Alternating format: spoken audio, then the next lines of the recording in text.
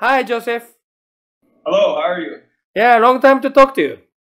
Yes, sir. Yes, sir. It's been a while. Yeah. How is going over there? Because New Orleans is a really hot spot in the United States right now.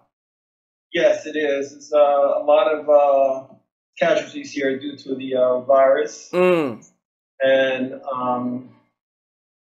it's a really hard time for the city because of this is a tourist-based town, Yeah. so it's very difficult for the service industry and everyone. Particularly like a lot of small restaurant owners, I believe they are having hard time, isn't it? Yes, they're having a very difficult time. The owners and also the workers there that work Mm. there. How kind of government help like financing them? Well, they're supposed to be helping small businesses, also aiding them financially and trying to keep people at home to pay them essentially to not work. But from what I hear, it's been very difficult because a lot of big corporations swooped in and got the bulk of the money, and the money ran out very quickly. So the small businesses was kind of left hanging. Yeah, because stay home kind of order that prevent a restaurant run to long time, right? Yeah. Yes. I see. Well, New Orleans, there are kind of an issue which I heard, because this pandemic, a lot of victims are minorities, like black people, Hispanic people, and particularly in the New York City, I heard from my friends that there are a lot of kind of gap between the kind of victims. So, how about in New Orleans? And if you have any opinion about it? Well, I heard that also that the bulk of deaths are like 70% in the minority areas, and they say that has to do with a lot of preconditions that are associated with people, minorities, and also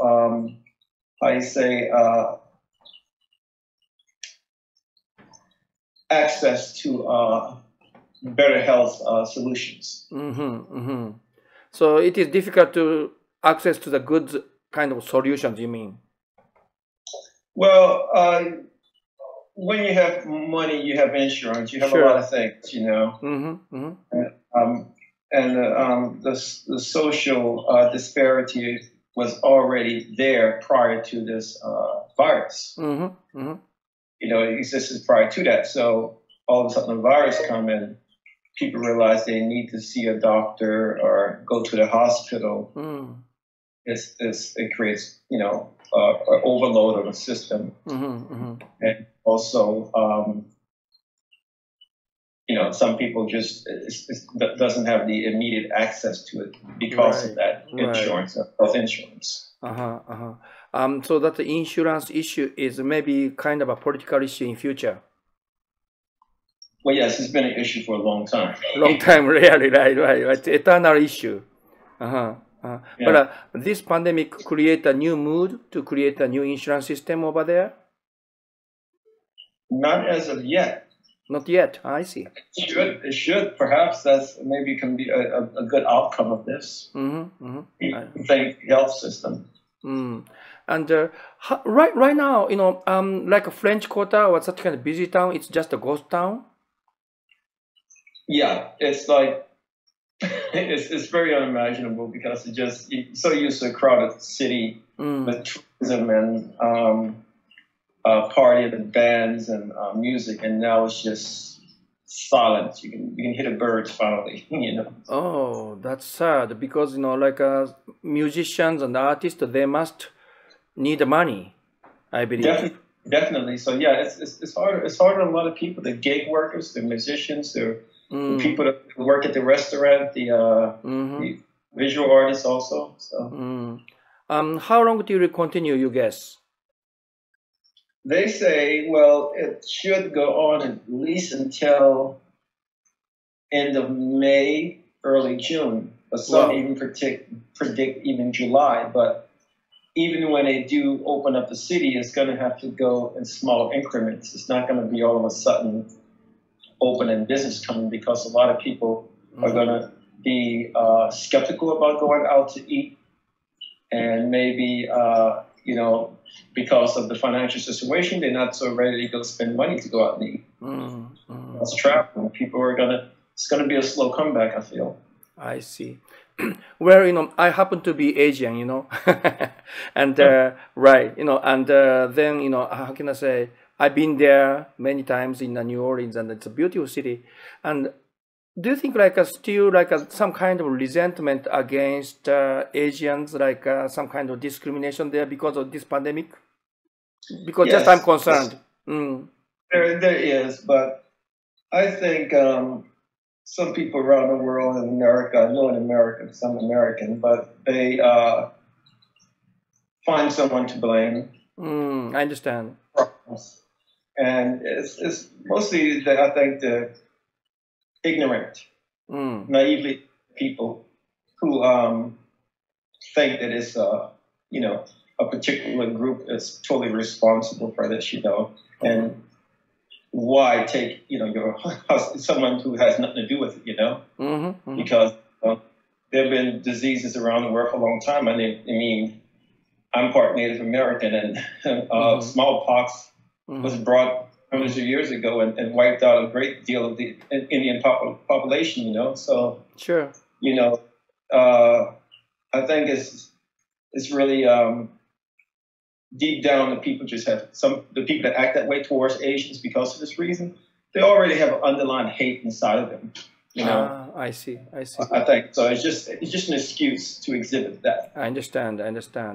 Well, but it's a risk, sometimes for the tourists if it is reopen again. So just I want to know. I want to know as Asians, No, it's a risk for even Asians who are residing here and living here, because we heard of some lady getting attacked or getting pointed a gun at, or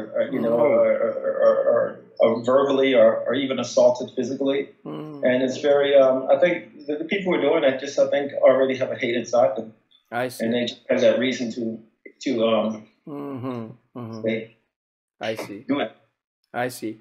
Well, talking about the daily life, how is going on right now? Stay home is easy or difficult, or what you're doing right now?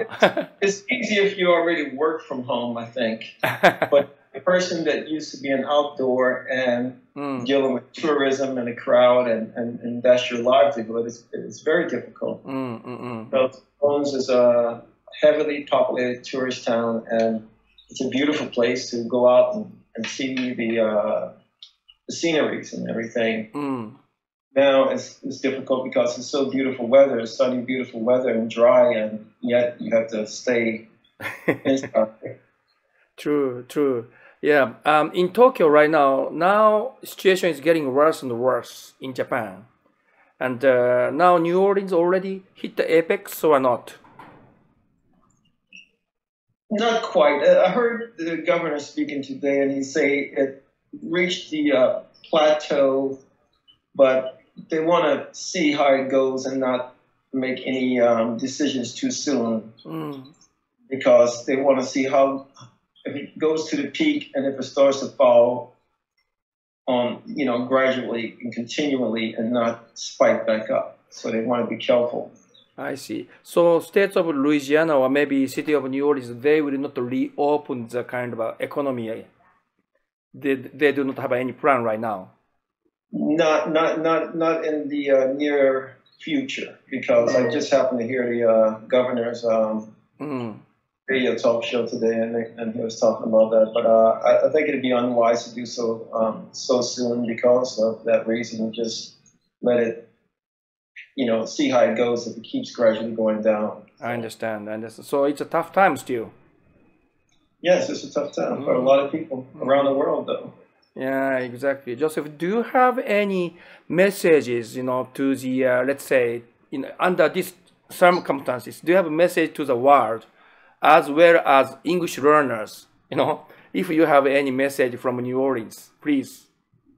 I mean, it's the first time I think the whole world is sharing the same problem simultaneously. Sure.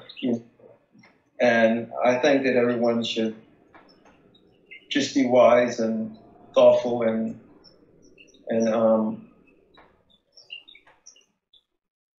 be strong.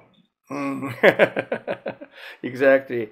Well, thank you very much, and stay healthy.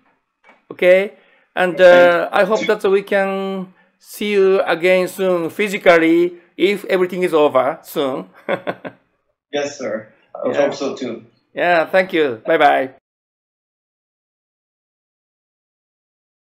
はい、ニューオーリンズでの、からのインタビューです。ですね、私のもう本当に古い友人なんですけどね、ジョセフという人なんですけどね、この人ね、黒人の方なんですよね。ですから、そういうことも含めて私もね、いろいろと質問をしてみましたが、アメリカでは今ね、マイノリティの人たち、黒人系とかヒスパニックの人たちの方が、いわゆる白人系で比較的豊かな人たちよりもコロナにかかりやすくなっているということがね、取り沙汰されてますよね。